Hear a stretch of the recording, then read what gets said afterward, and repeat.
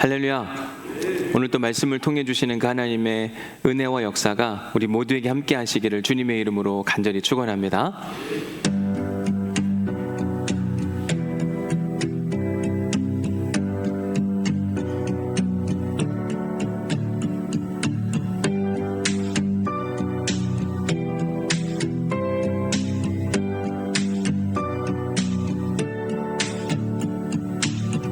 네, 저에게 성지순례란 카타르시스, 신앙 여정 중 꼭 필요한 과정인 것 같습니다. 무건 수행입니다. 하나님의 위대함을 더 많이 느끼고 가는 것 같습니다. 깨달음이요. 특별함인 것 같습니다. 허락하십니다. 아버지의 선물입니다. 단비가 되었습니다. 기쁨과 고난에 대한 두려움입니다. 다시 찾아온 수학여행, 믿음의 갈림길이요. 내 인생의 빅 이벤트이다. 가지치기. 경이로움을 느꼈습니다. 역사라고 생각합니다. 복음의 능력입니다. 기적입니다. 되살아나는 시간이었습니다. 감동이라고 말하고 싶습니다. 동행입니다. 가족 같은 친밀함. 교회를 세우신 하나님의 은혜입니다. 도굴입니다. 오래된 사진첩과 같은 것이라고 생각합니다.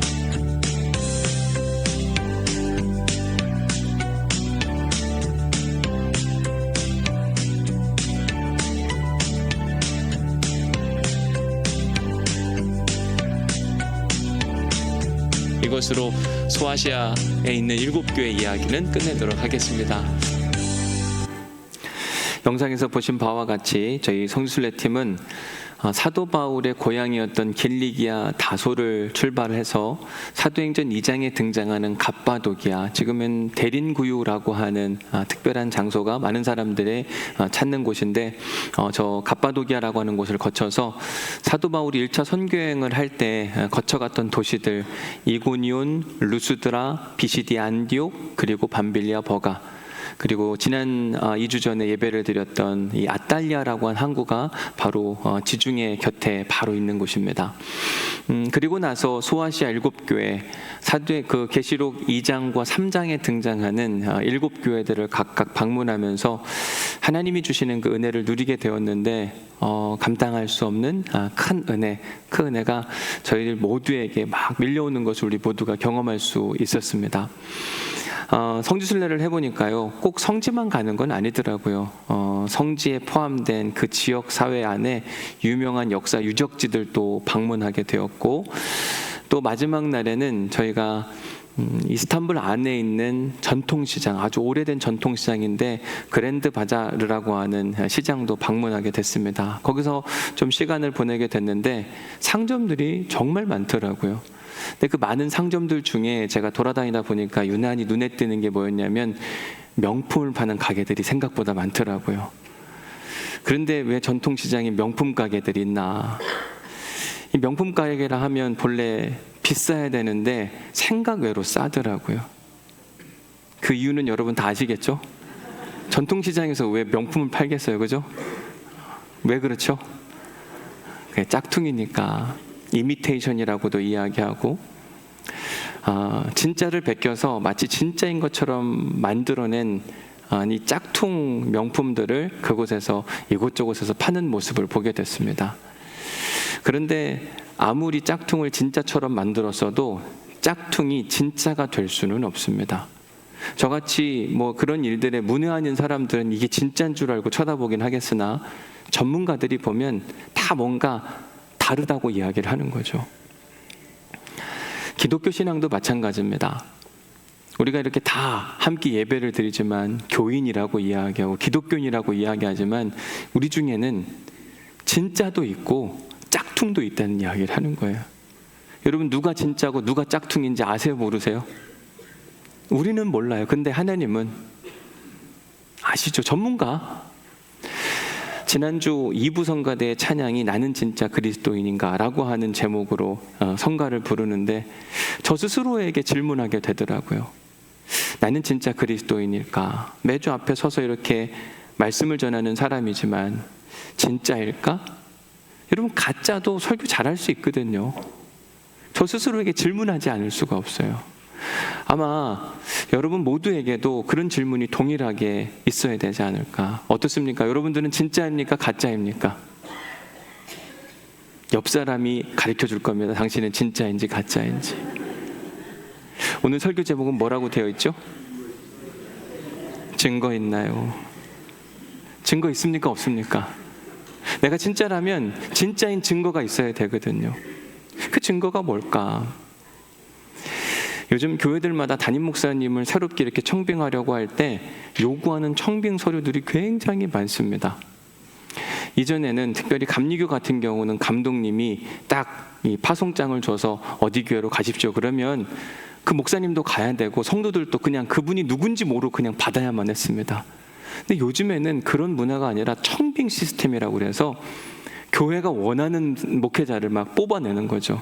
그러다 보니까 요구하는 게 굉장히 많은데 기본적인 게 이력서 필요하고 자기소개서도 써야 되고 그리고 목회를 앞으로 어떻게 할지 목회 계획서까지 내라고 이야기를 합니다. 이 정도야 뭐 그렇다 친데 이것 말고도 가족관계 증명서도 내야 되고 그 다음에 신학교 졸업했으면 진짜 졸업했는지 안 졸업했는지 확인하려고 졸업장도 다 내라고 이야기하고 성적표도 내라고 이야기하고 저는 고등학교 생활기록부도 제출을 했어요. 요청을 해서 거기 보면 제 성품과 인격 이런 거 옛날에 선생님 다 적어놓는 거 있잖아요. 근데요 요즘에는 조금은 더 업그레이드가 됐나 봐요. 건강검진 결과도 갖고 오라고 이야기를 해요. 이제 아프면 담임 목사도 못합니다. 여러분 아픈 담임 목사 여러분 뽑습니까? 안 뽑습니까? 곤란한 이야기잖아요. 정신감정 진단서도 내라고 이야기하고 한 가지가 요즘에 더 추가돼서 마약 검사 결과까지 가져오라고 이야기한대요. 놀라운 이야기지만 사실은 우리들의 이야기이기도 한 겁니다. 이렇게 하는 이유가 뭘까요? 좋은 분을 뽑기 위해서. 우리 스스로가 나 괜찮은 사람입니다. 전혀 문제 없습니다. 나 잘할 수 있습니다. 아무리 선언하고 맹세를 해도 믿어주지 못하는 세상. 우리는 뭘 요구하냐면 증명할 수 있냐. 우리는 우리 눈으로 확인한 거 말고는 절대로 믿지 않는다. 어쩌면 당연한 일입니다.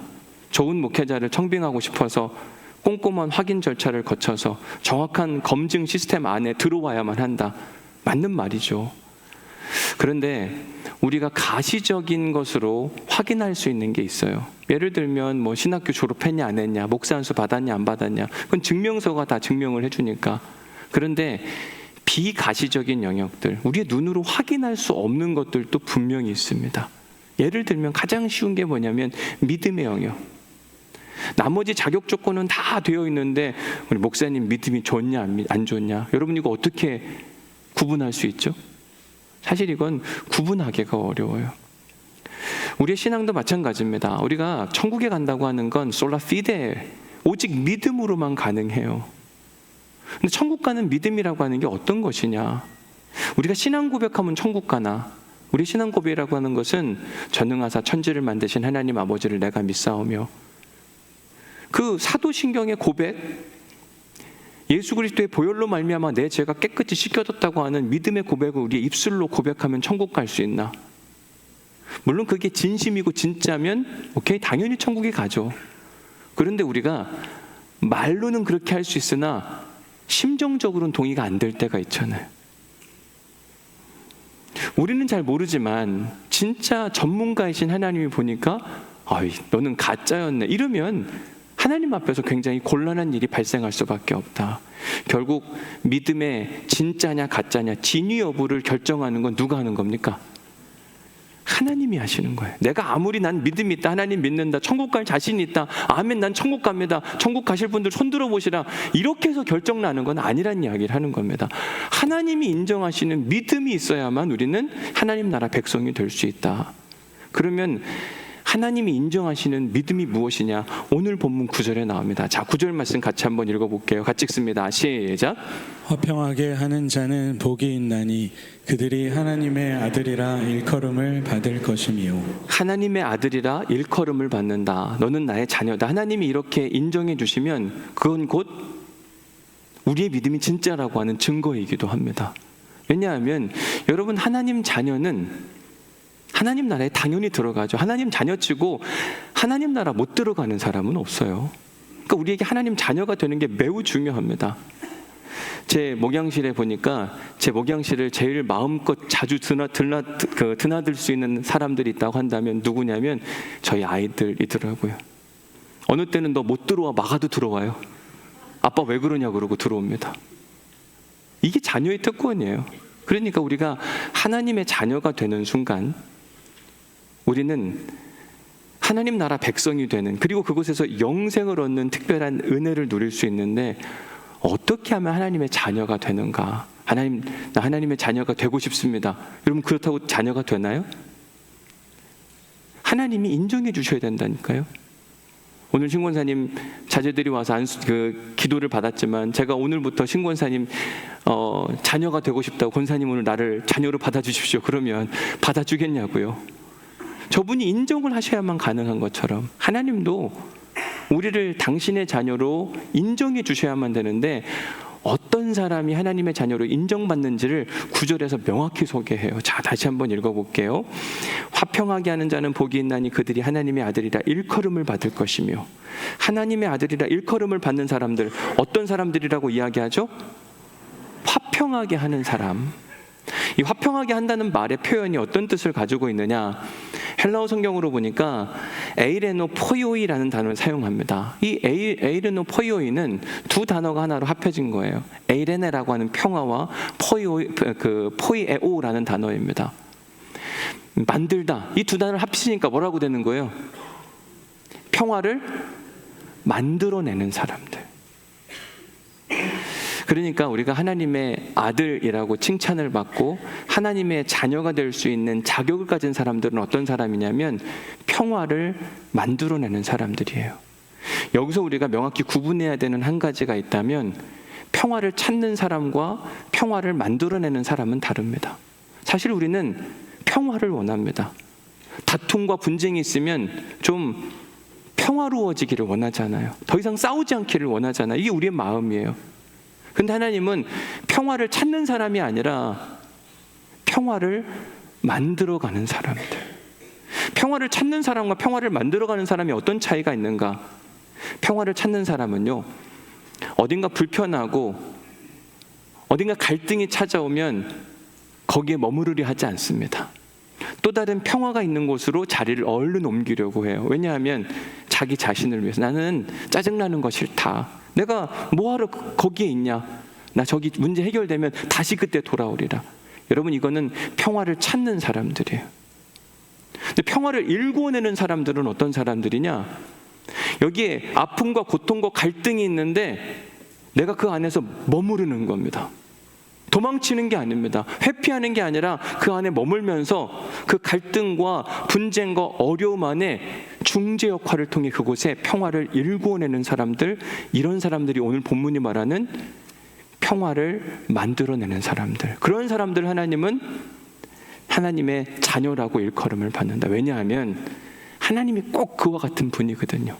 하나님은 평화와 평강을 원하세요. 근데 자기가 해야 할 일을 누군가 대신해줘요. 야, 너 나하고 진짜 닮았네. 너 내 아들 해야 되겠다. 하나님이 우리를 자녀 삼아 주시는 거예요. 자녀는 부모를 반드시 닮게 되어 있습니다. 왜죠? 물려받은 게 있으니까. 유전자가 있으니까 안 닮으면 그게 이상한 거예요. 저에게도 2명의 자녀가 있잖아요. 아들은 예담이고 아들은 예서고. 닮았습니까? 안 닮았습니까? 누가 닮았죠? 아들. 지금은 없으니까 여러분들이 잘 모르지만 이제 6월 달에 다시 돌아올 텐데, 혹여나 여러분들이 왜 목사님 아까 봤는데 저기 또 있나 이러실까 봐 제가 사진도 한 번 더 보여드려요. 어느 땐 여러분들 중에 누가 그런데요. 목사님인 줄 알고 인사했다고. 왜 저희 아들하고 저하고 닮았을까 생각해보면 제 유전자를 물려받았으니까. 마찬가지로 우리가 하나님의 자녀라고 한다면 하나님의 영적 DNA를 물려받아야 되거든요.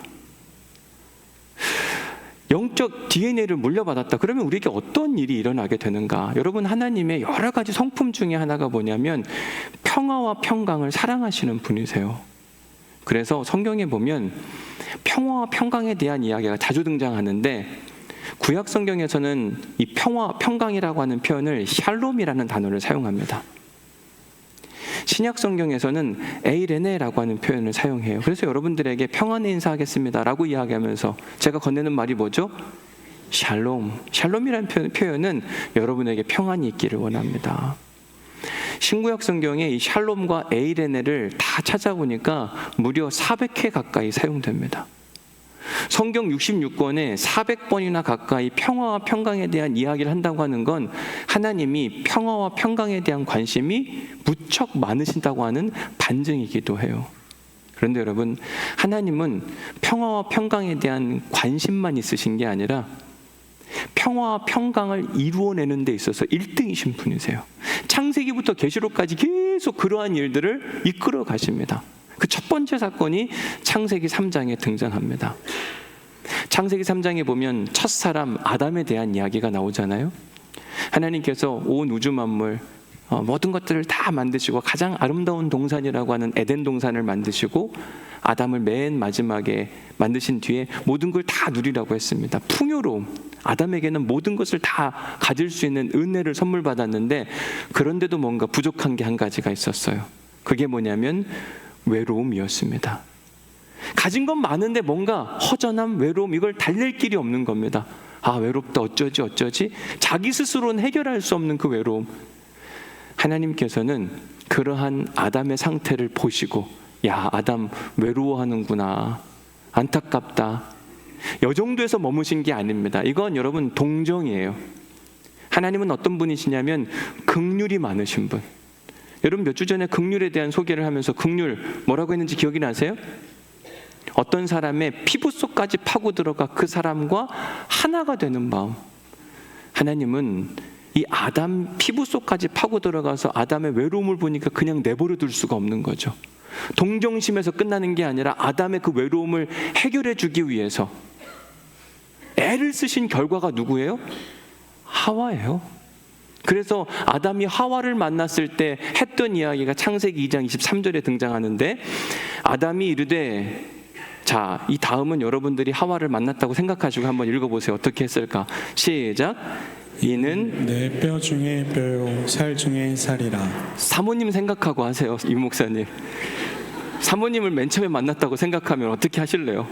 한번 유 목사님 읽어보실래요? 이렇게 사모님 생각하고. 곤란한가요?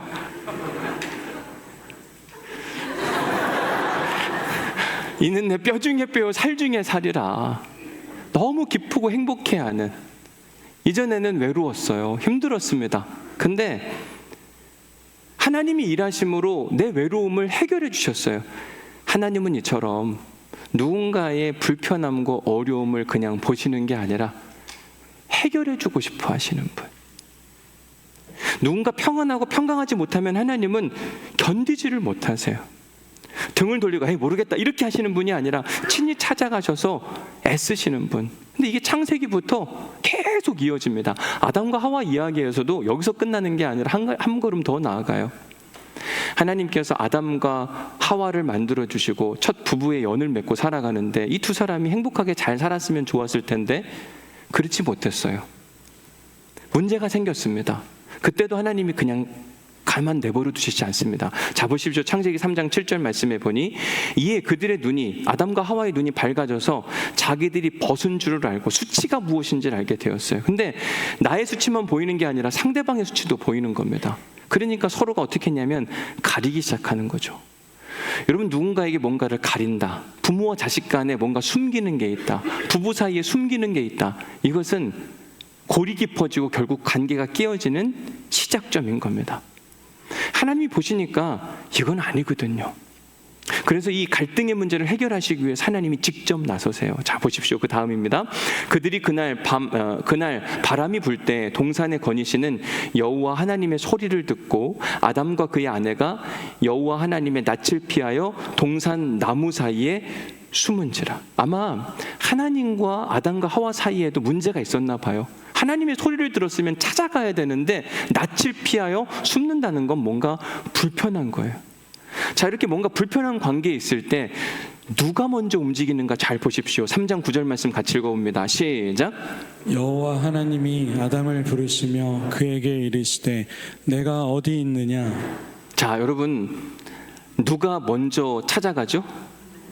하나님이 찾아가세요. 아담이 하나님 저 불편합니다, 도와주세요 하지 않고 오히려 하나님께서 아담에게 찾아가 야, 너 어디 있는 거야? 왜 숨었어? 라고 물으시면서 그 불편한 관계를 완전히 해결해 주세요. 그러니까 하나님은 평화와 평강에 대한 관심만 있는 게 아니라 적극적으로 나서서 먼저 찾아가서 그 문제의 근원을 해결해 주시는 분. 아담과 하와 사이에도 뭔가 문제가 있는데 그 문제가 잘 해결되지 않으니 그들이 한 일은 치마를 만들어서 자기의 부끄러움을 가리웠다고 이야기합니다. 근데 그때 무엇으로 만들었다고 그랬죠? 무화과 나뭇잎. 이 무화과 나뭇잎은 떼서 가리면, 햇빛이 쬐면 어떻게 됩니까? 금방 부스러집니다. 그런 그들을 위해 하나님께서 어떻게 행동하시는가? 여호와 하나님이 아담과 그의 아내를 위하여, 여러분 최소한 무화과 나뭇잎보다는 뭐가 더 좋아요? 가죽옷. 누구를 위해서? 아담과 하와의 부끄러움을 위해서 먼저 수고하고 애씀으로 그 부끄러움의 문제를 해결해 주려고 애쓰시는 분. 이처럼 우리가 믿는 하나님은 갈등과 분쟁, 세상의 여러 가지 문제들 앞에서 결코 외면하거나 회피하지도 않으시고 오히려 적극적으로 나서서 불편해하는 사람들에게 평화와 평강을 선물해 주길 원하시는 분이세요. 성경을 자세히 읽어보면 창세기부터 계시록까지 그런 이야기들의 연속이에요. 결코 끊이지 않습니다. 지금도 그 하나님은 우리에게 평강과 은혜와 기쁨을 선물해 주기를 원하시는 분. 그래서 골로새서 1장 15절에 보면 예수님에 대해 소개하며 이렇게 이야기합니다. 그는 보이지 아니하는 하나님의 형상이시오. 하나님이 누구인지 안 보이는데 하나님께서 보이도록 허락해 주셨어요. 마음이 깨끗하면 보인다 그랬잖아요. 그게 누구였냐면 바로 예수님. 그 예수님을 보면 하나님이 어떤 존재인지 정확히 알 수 있는 겁니다. 그래서 1장 20절에서 예수님이 하신 사역을 이렇게 정리해서 요약합니다. 한번 읽어볼까요? 시작. 그의 십자가의 피로 화평을 이루사 만물 곧 땅에 있는 것들이나 하늘에 있는 것들이 그로 말미암아 자기와 화목하게 되기를 기뻐하심이라. 그의 십자가의 피로, 그 십자가를 누가 지신 거죠? 예수 그리스도. 그 예수님의 피가 뭘 만들어냈어요? 화평을 만들어냈고 화목하게 하는 능력이 있다고 이야기합니다. 여기서 말하는 화평과 화목, 에이레노 포이 에나스라고 하는 표현도 마찬가지로 똑같이 오늘 본문에 등장하는 에이레노 포이 에오라고 하는 단어하고 동일한 표현이에요. 그러니까 성부 하나님, 하나님의 관심도 평화를 만드는 일. 근데 그분의 아들 예수 그리스도 역시 평화, 화목, 화평에 대한 관심이 얼마나 많았는지 몰라요. 그래서 예수님의 행적을 기록하고 있는 이 복음서를 우리가 자세히 한번 읽어보면 예수님 뭔가를 하실 때마다 모든 사람들에게 은혜와 평강과 기쁨과 웃음을 선물해 주길 원하세요. 쉽게 예를 들어서 지난주 여러분들에게 막달라 마리아에 대한 이야기를 했잖아요. 무덤가에 갔을 때 무덤이 열린 것을 보고 자기 생각에 갇혔던 막달라 마리아. 근데 막달라 마리아가 누가복음 8장 2절에 보니까 어떤 인생을 살고 있었냐면 7 귀신에게 괴롭힘을 당하고 있었어요. 근데 7 귀신에게 괴롭힘을 당하던 그 여인이 예수님으로 말미암아 멀쩡한 인생, 평안과 기쁨과 은혜를 누리게 됐어요. 이게 바로 예수님이 하신 일입니다. 2주 전에 원준호 목사님을 통해서 바디메오 이야기를 들으셨잖아요.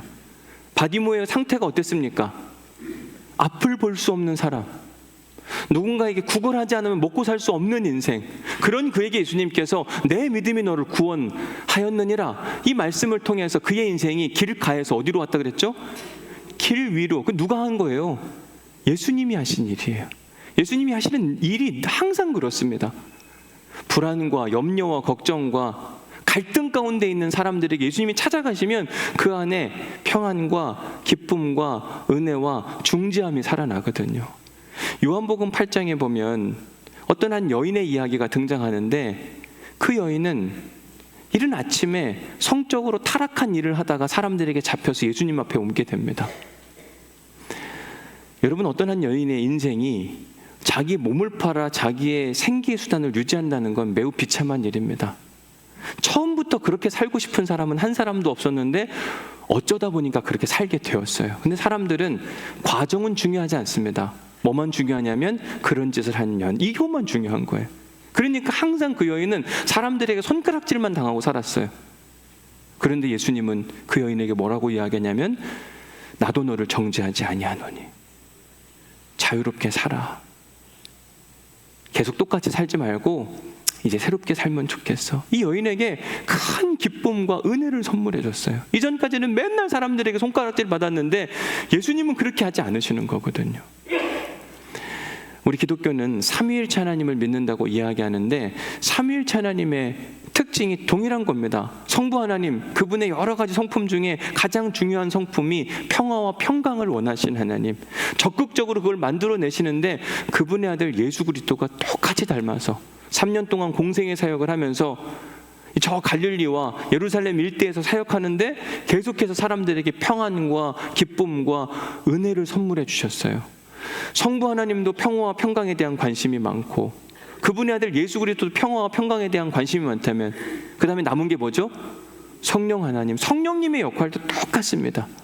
자, 그래서 누가복음 4장에 보면 이렇게 이야기를 해요. 주의 성령이 우리에게 임하시면 가난한 자에게 복음. 여러분, 가난한 자에게 복음이 뭘까요? 내가 오늘 먹을 게 없어요. 그 사람에게 복음은 뭐죠? 먹을 거. 성령이 임하면 먹을 거 없는 사람을 보고 그냥 내버려둘 수가 없는 겁니다. 그 사람에게 평안을 주기 위해서 먹을 걸 주는 게 복음이라니까요. 눌린 자에게는 자유함을, 눈먼 자에게는 보게 함을, 포로된 자에게도 자유함을. 성령이 임하시면 이러한 역사를 만들어 갈 수밖에 없다. 그러니까 여러분, 우리가 성령이 충만하다고 하는 건 다른 무엇인가가 아니라 성령이 충만한 사람들은 평화를 만들어내요. 내가 성령 충만한가 안 충만한가, 그 점검하는 방법. 오늘 설교 제목 뭐라고 되어 있다가요? 증거 있나요? 성령 충만의 증거가 있으면 돼요.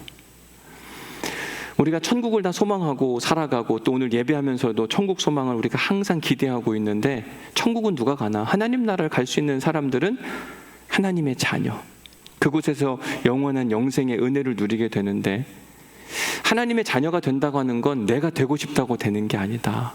저 당신의 자녀가 되고 싶습니다. 될 겁니다. 돼야만 합니다. 이래서 되는 게 아니라 하나님께서 인정해 주시고 하나님께서 자녀 삼고 싶어야 되는데, 하나님께서 자녀 삼고 싶은 사람 어떤 사람일까요? 오늘 본문에 나오잖아요. 뭐 하는 사람? 화평하게 사는 사람. 화평을 그냥 추구하고 좋아하는 게 아니라, 평화로운 곳을 가기를 원하는 사람이 아니라 자기 스스로 어딘가 분쟁과 고통과 아픔이 있으면 도망치는 사람이 아니에요. 그 안으로 뛰어들어가서 그곳에서 반드시 화평을 만들어내는 사람. 그런데 이게 생각보다 쉽지는 않다고 이야기를 하는 거죠. 왜냐하면 여러분 보십시오. 하나님이 이 땅에 당신의 아들 예수 그리스도를 보냈어요. 예수님은 하나님이 가라 그러니까 하늘 보좌를 버리시고 이 땅에 왔는데, 이 땅은 어떤 곳이냐면 죄가 가득한 곳. 죄라고 하는 건 욕심과 욕망이 가득해서 서로 으르렁거리는 겁니다. 그곳에 와서 살아간다는 게 생각보다 쉽지 않아요. 근데 예수님은 하나님의 명을 받고 가라고 하니까 가셨던 분이에요. 그래서 하늘 보좌를 버리시고 이 땅에 와서 하나님 나라를 선포하고 하나님이 말씀하시는 평화와 평강에 대한 이야기를 꺼내는데 도무지 사람들이 알아듣지 못합니다. 어떻게 하는 게 좋을까? 여러분, 예수님 입장에서 이 땅에 평화와 평강을 이룬다, 가장 손쉬운 방법은 뭔지 아세요? 그분이 하나님의 아들이니까 능력도 많았잖아요. 물고기 2마리와 보리떡 5개로 5,000명을 먹이고도 남을 그 놀라운 능력의 이 하나님의 아들 예수 그리스도. 귀신이 있는데 귀신과 싸워서 결코 지지 않은 예수 그리스도. 그분이 하나님의 능력을 힘입어서 원수들을 막 짓밟고 더 이상 꿈쩍하지 못하도록 만드는 것, 이게 어쩌면 가장 손쉬운 방법이었는데 예수님은 그 방법을 사용하지 않으셨어요. 왠지 아세요? 왜냐하면 그게 세상적인 방법이니까. 세상적인 방법은 뭐냐면 힘, 권력, 무기를 가지고 힘 없는 자를 짓밟으려고 하는 겁니다. 그래서 세상은 높아져야 된다, 세력을 키워야 된다, 이게 세상의 논리입니다. 그런데 예수님은 그 방법을 사용하지 않으시고 예수님이 택한 방법은 뭐냐면 십자가였어요. 오히려 죄 없는 자기 자신을 죽이려고 하는데 항거하지 않으시고 그냥 십자가에 못 박혀 완전히 죽으시는 겁니다. 그러면서도 예수님은 자기의 원수들을 위해 기도할 뿐만 아니라 원수를 대신 갚아달라고 해요. 자기가 싸워 이길 수 있었거든요. 근데 이기려고 하지 아니하고 오히려 십자가에 죽었어요. 자, 그랬더니 이런 예수님을 향해 뭐라고 하는가 잘 보십시오. 마태복음 27장의 이야기 같이 한번 읽어보겠습니다. 마태복음 27장 54절 같이 읽어봅니다. 시작. 백부장과 및 함께 예수를 지키던 자들이 지진과 그 일어난 일들을 보고 심히 두려워하여 이르되 이는 진실로 하나님의 아들이었도다 하더라. 너무 중요한 이야기예요. 누가 한 이야기예요? 백부장과 및 함께 예수를 지키던 자들, 저자가 어떻게 하는가 지켜보던 사람들이 뭐라고 이야기했냐면 이는 진실로 하나님의 아들이었다. 여러분, 예수님은 자기 스스로 나 하나님의 아들이요 까불지 마 이렇게 하지 않았습니다. 그냥 자기가 해야 할 일을 묵묵히 했더니 결국 남이 예수님을 인정해 줬어요. 이는 진실로 하나님의 아들이다. 여러분, 우리의 신앙은 누가 인정해야 되냐? 첫 번째, 하나님이 인정하셔야만 합니다. 두 번째, 누가 인정해야 될까요? 내가 아니라 주변에 있는 사람들이. 어떤 때에는 원수 같은 사람, 이 사람이 진짜네. 이렇게 인정받을 때 하나님이 우리를 참 자녀라고 인정해 주시기도 하는 겁니다. 옆에 있는 분에게 한번 해보실래요? 당신이 참 하나님의 자녀입니다.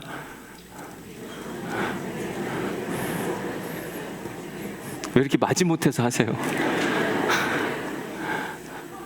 한번 잘 생각해 봐야 돼요. 그렇다고 뭐 여러분 날 인정해줘, 옆에 있는 사람이 인정한다고 되는 건 아닙니다. 그럼 마지막엔 누가 인정하셔야 돼요? 하나님이 인정하셔야 되는데, 하나님이 어떤 사람을 당신의 자녀라고 인정해 주시는가?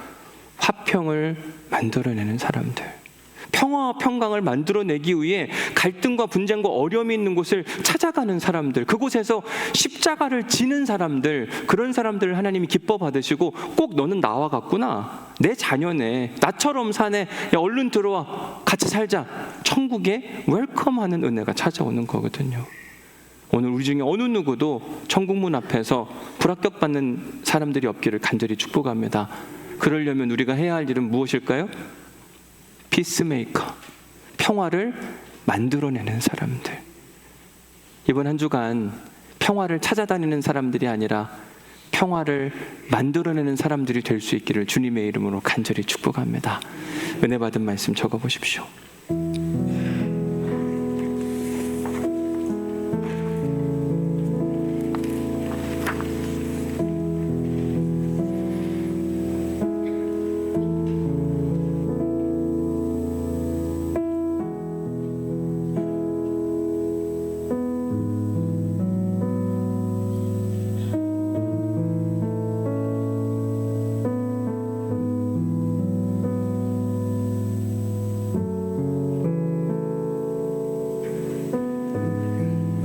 두 번째 묵상 질문에 보면 당신은 평화를 찾아다니는 사람입니까? 평화를 만드는 사람입니까?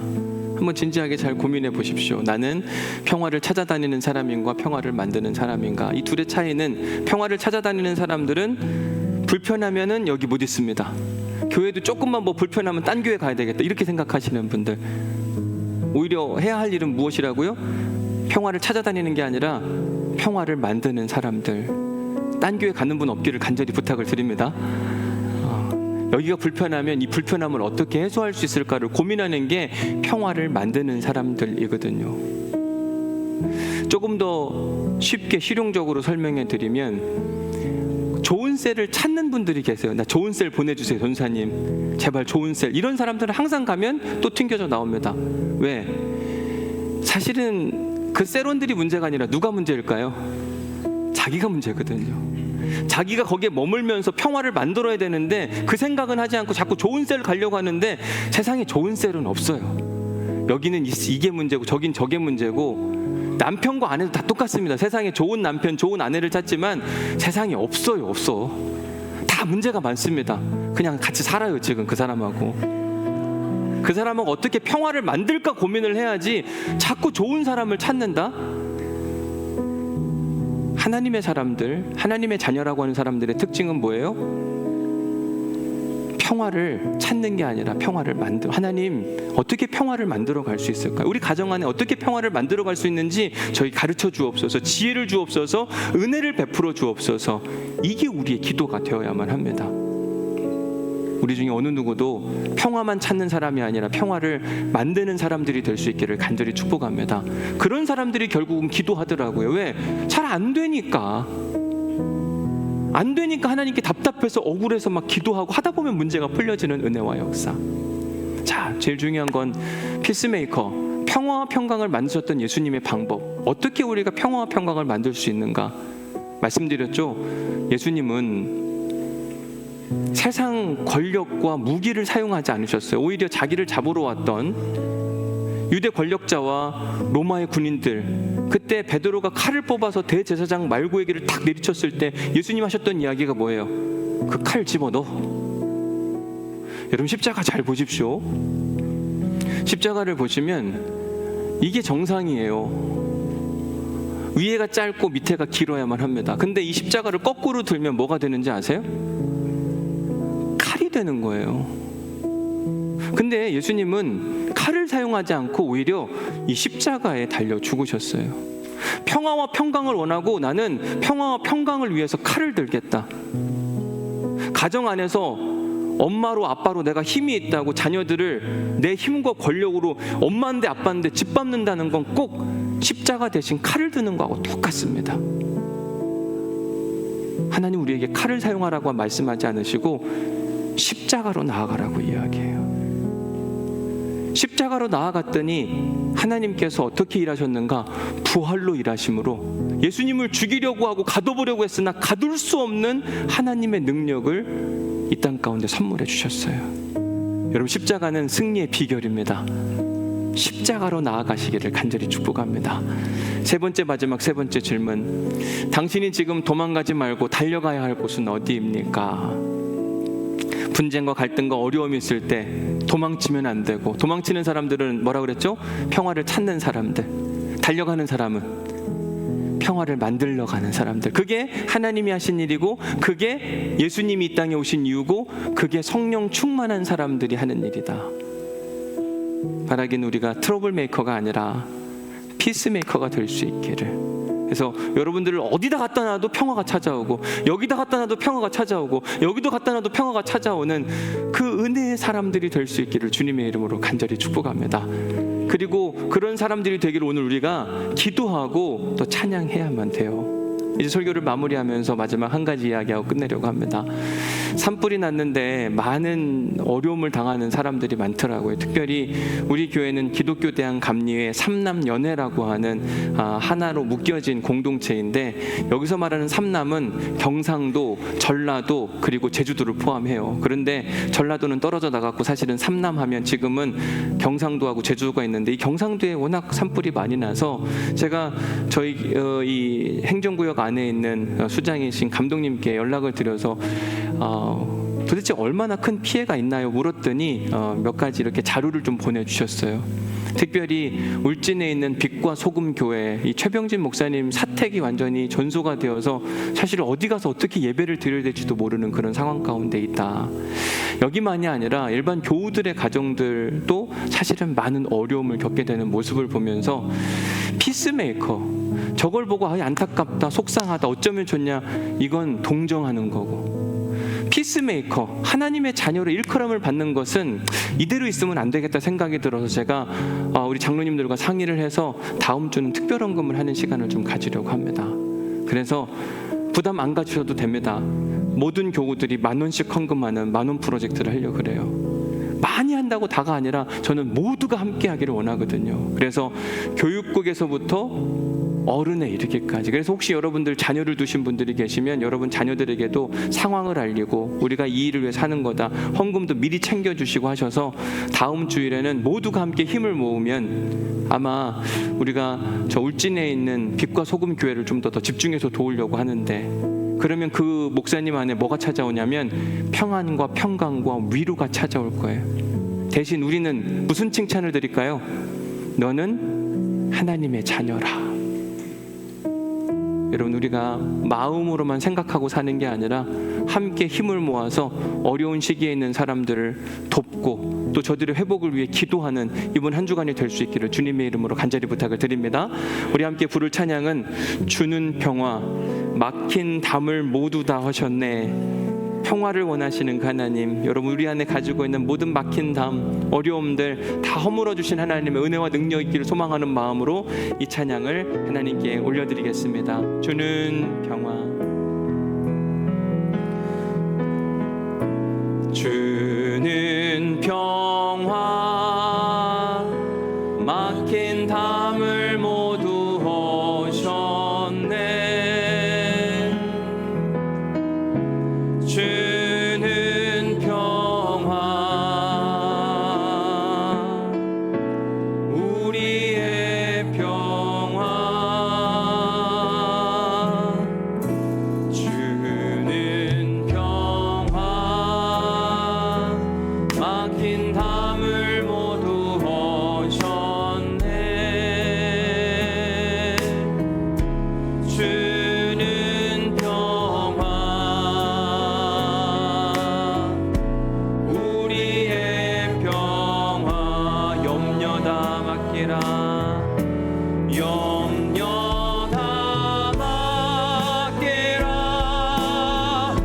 주가 돌보시니.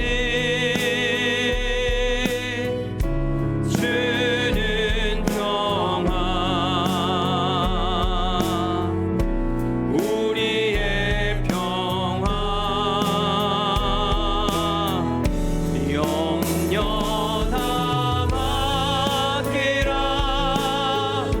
주가 돌보시니. 주는 평화, 우리의 평화. 이번엔 제가 한번 찬양을 해드릴 테니까 여러분 눈을 감으시고 하나님 내게 평화가 찾아오게 하옵소서.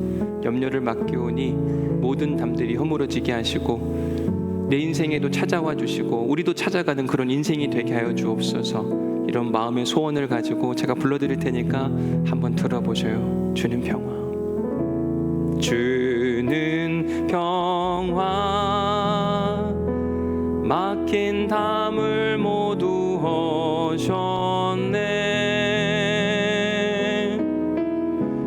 주는 평화,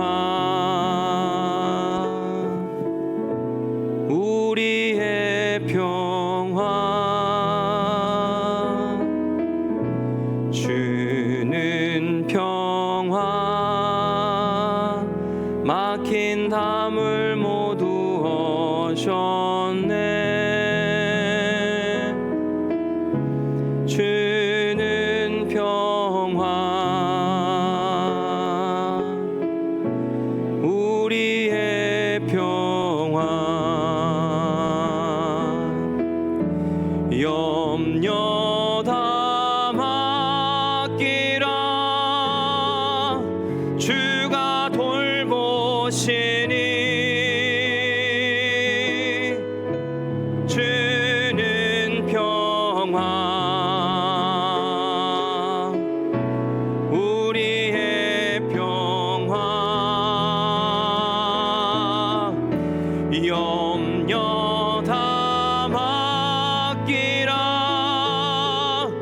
주가 돌보시니. 주는 평화, 우리의 평화. 하나님, 우리가 찬양을 들으며 우리의 염려를 맡겼습니다. 평화가 찾아오게 하옵소서. 하나님께서 아담과 하와를 찾아가셨듯이 7 귀신 들린 자에게 자유함을 선물해 주셨듯이 평생 몸을 팔아 사는 인생에게 나도 너를 정죄하지 아니하노니 평안히 가라 말씀하신 것처럼 우리에게도 참 평안이 찾아올 수 있도록 인도하여 주옵소서. 우리를 뒤흔드는 일들이 너무나도 많습니다. 하나님, 자유케 하여 주옵소서. 은혜를 선물하여 주옵소서. 우리도 평화의 사도가 되어 갈등과 분쟁이 있는 곳에 도망치지 않게 하여 주옵시고, 뚫고 들어가서 십자가로 살아갈 때 부활케 하신 하나님의 역사가 나타날 수 있도록 도우시고 축복하여 주옵소서. 이제는 우리 주 예수 그리스도의 은혜와 아버지 하나님의 극진하신 사랑과 성령님의 감동 감화 역사 교통위로 충만하심이 이제 오늘 말씀을 듣고 평안을 바라며 또 평안케 되기를, 평안을 만들어가기를 결단한 우리 사랑하는 성도들 모든 가정 가운데 하나님의 자녀라 칭찬받는 은혜가 있기를 간절히 축원하옵나이다. 아멘.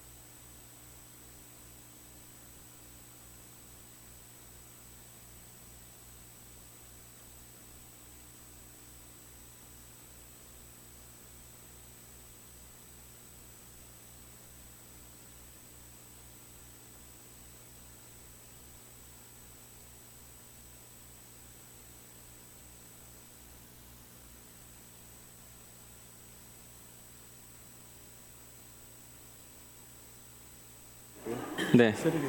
네. 목사님들 다 오시라 그러시고. 장로님들. 얼른 한번 연락 한 번만 해주세요.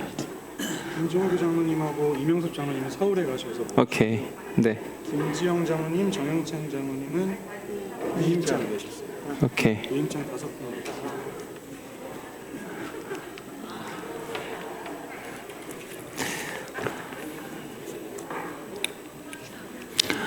구역인사위원회 시작하도록 하겠습니다. 구역인사위원회 안건은 두 분인데 이제 김한솔 전사님이 우리 교회 수련목 과정을 다 마치시고 이제 안수를 받으시면 부담임 목사 어디 이제 사역해야 될 사역지가 있어야 되는데 저희 교회에서 계속 함께 사역하는 것을 결단.